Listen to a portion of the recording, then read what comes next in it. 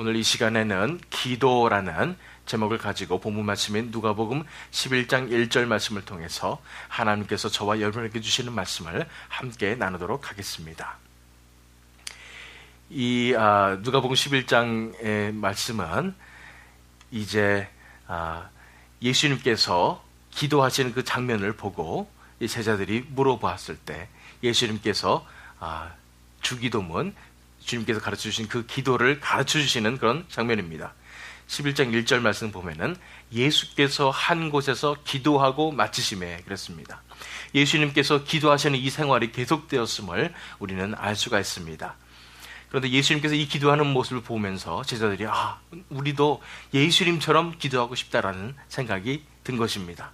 그래서 제자 중 하나가 여짜오되 주여 요한이 자기 제자들에게 기도를 가르친 것과 같이 우리에게도 가르쳐 주옵소서.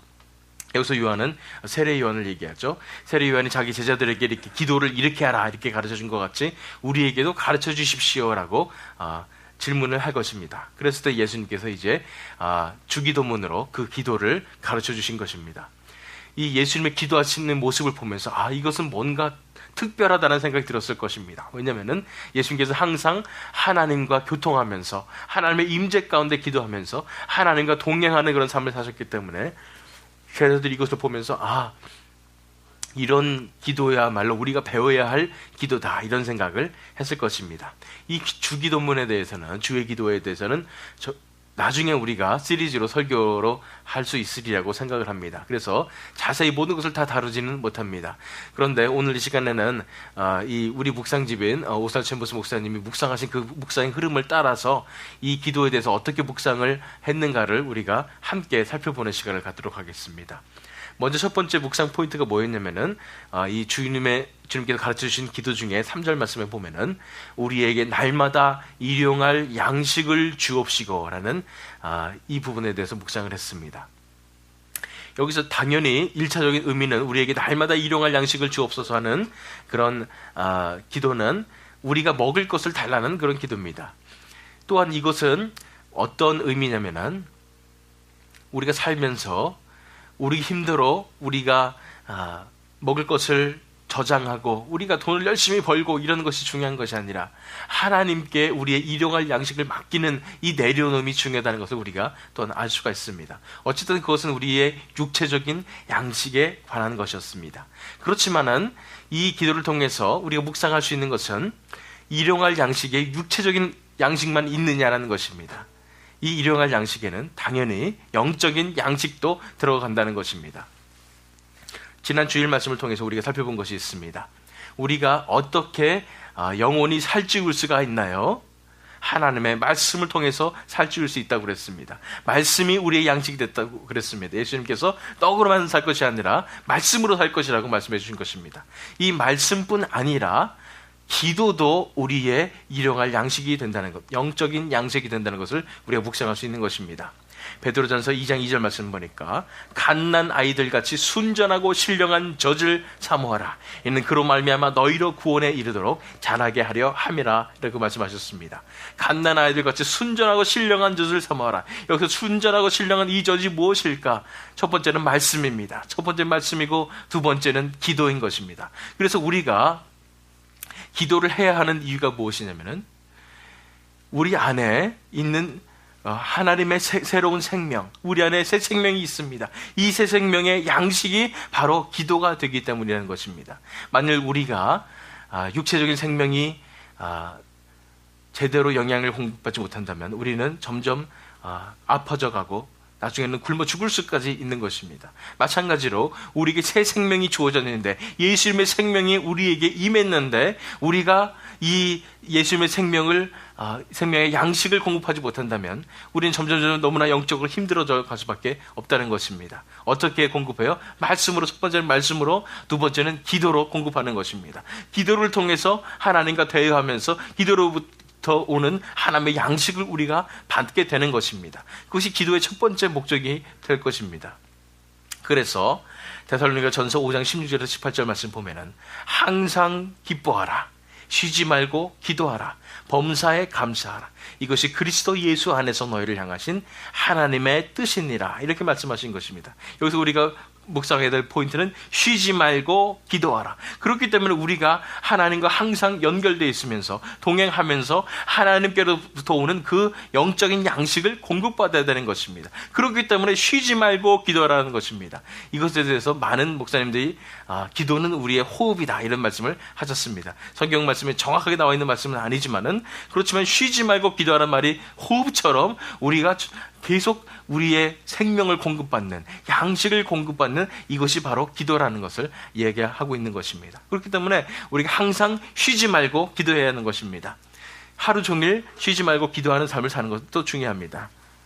하지만은 우리가 시간을 정해놓고 깊은 관계로 들어가서 하나님 앞에 실제적으로 무릎 꿇고 기도하는 것은 더 중요합니다. 그렇기 때문에 우리가 새벽 예배를 드리면서 또 새벽 기도를 하면서 이러한 귀중한 기회를 가지게 되는 것입니다. 하나님을 만나며 하나님으로부터는 그 양식을 우리가 공급받음으로써 우리의 새 생명을 공급받고 우리가 그 속에서 축복을 누릴 수가 있게 되는 것입니다. 그것이 첫 번째로 우리가 묵상해야 될 포인트입니다. 기도는 우리의 양식입니다. 우리가 쉬지 말고 기도해야 되는 것입니다. 두 번째 우리가 묵상해야 될 포인트는 그 다음에 있는 4절 말씀입니다. 우리가 우리에게 죄 지은 모든 사람을 용서하오니 우리 죄도 사하여 주옵시고 우리를 시험에 들게 하지 마시옵소서 하라. 이렇게 말씀하고 계십니다. 이 부분에 보면은 이 상황에 대해서 얘기하고 있는 것입니다. 우리 현실의 상황이 우리 인간관계가 틀어지고 우리가 어려운 그런 상황이 되었을 때에 어떤 기도를 해야 될 것인가. 우리에게 죄 지은 모든 사람을 용서하오니라는 이야기를 하는 것입니다. 상황이 어렵습니다. 인간관계 속에서 우리가 지난 주일 말씀에 살펴본 것처럼 우리가 억울함을 당하고 모함을 당하는 이런 상황일 경우라도 그 사람을 용서하는 기도를 하라고 말씀하시는 것입니다. 그 다음에 살펴봐야 될 것은 우리 죄도 사하여 주옵시고.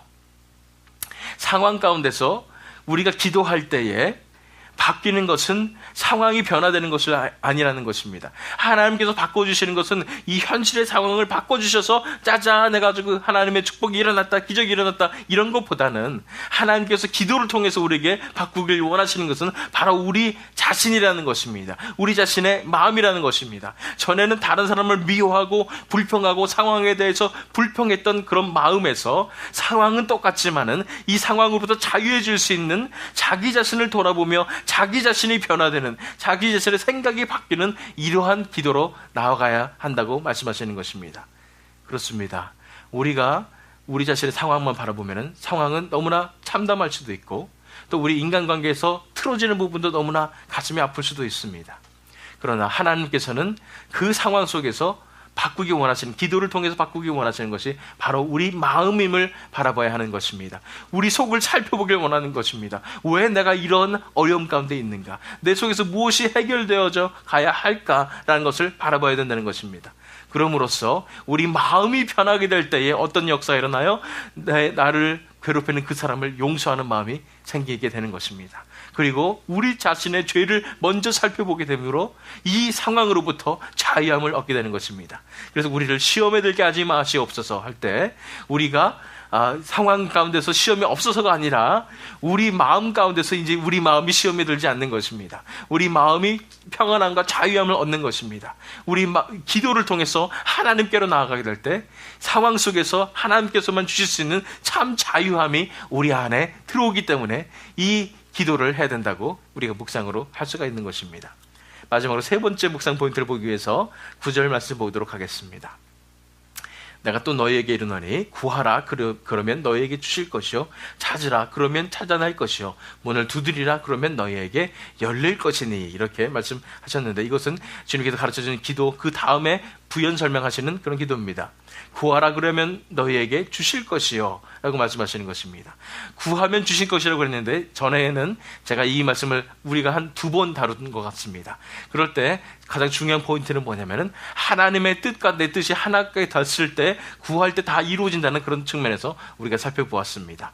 근데 오늘 특별한 오살 챔버스 목사님의 묵상 포인트가 있는데 무엇이냐면 바로 우리 마음이 정말로 desperate한 상황, 우리가 정말로 우리 힘대로 다 해봤는데 아무리 해도 안 되는 그런 상황, 우리가 포기할 수밖에 없는 이 상황에서 드리는 기도야말로 진정으로 구하는 기도라는 것입니다.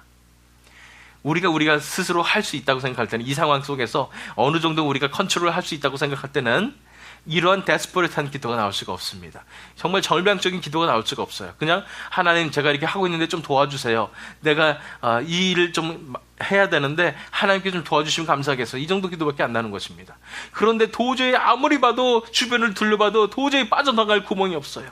이런 상황에서 드리는 기도야말로, 간절히 드리는 이 기도야말로 하나님께서 들어주시는 기도라는 것입니다.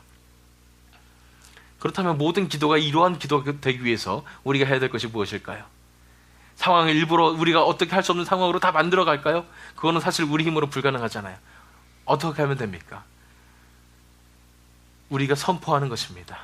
우리 힘으로 할 수 있는 것이 없습니다. 하나님, 내 힘으로 할 수가 없습니다. 하나님의 도우심이 없으면 내 인생 하루라도 살아갈 수가 없습니다. 내 호흡도 하나님께 달렸습니다.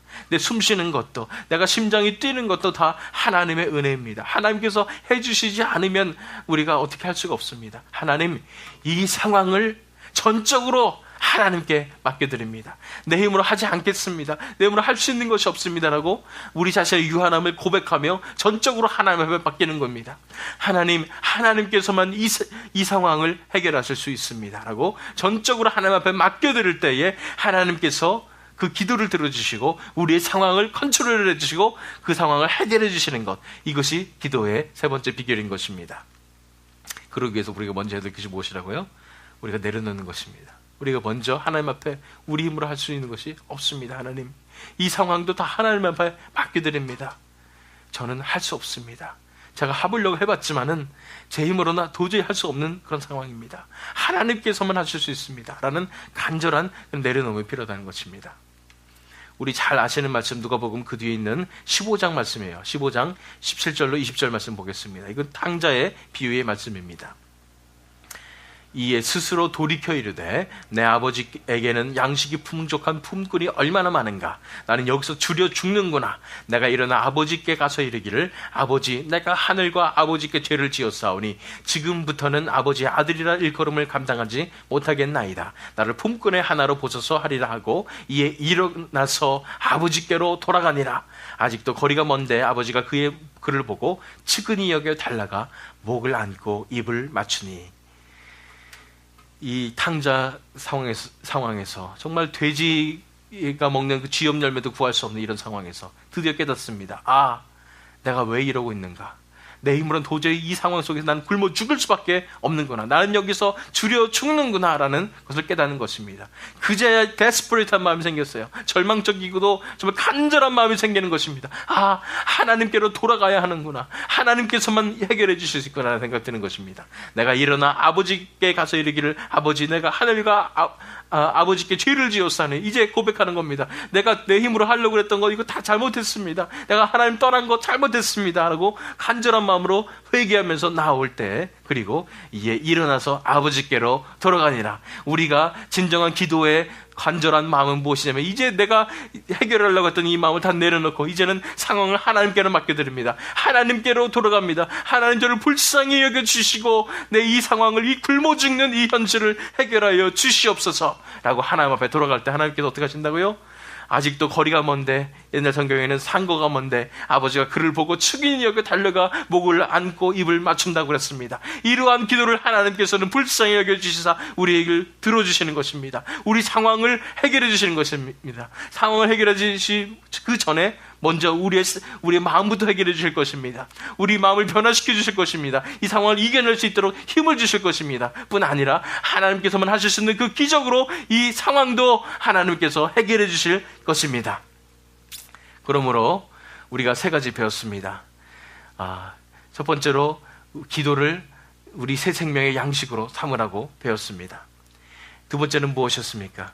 두 번째는 우리가 우리의 상황을 바라보지 말고 우리의 마음을 바꾸는 그런 기도를 해야 된다고 그랬습니다. 세 번째는 뭐예요? 우리가 할 수 없다고 간절히 구할 때 그런 데스퍼레이트한 기도를 하나님께서 들어주신다고 그랬습니다. 이 묵상들을 생각하시면서 이 시간에는 우리가 기도하실 때에 우리 상황들을 바라보면서 우리가 정말로 하나님께서 원하시는 그런 기도를 하게 하여 주시옵소서. 이렇게 기도하는 시간을 갖도록 하겠습니다. 하나님 앞에 이 모든 것을 가지고 기도하는 시간 갖도록 하겠습니다. 기도하시겠습니다.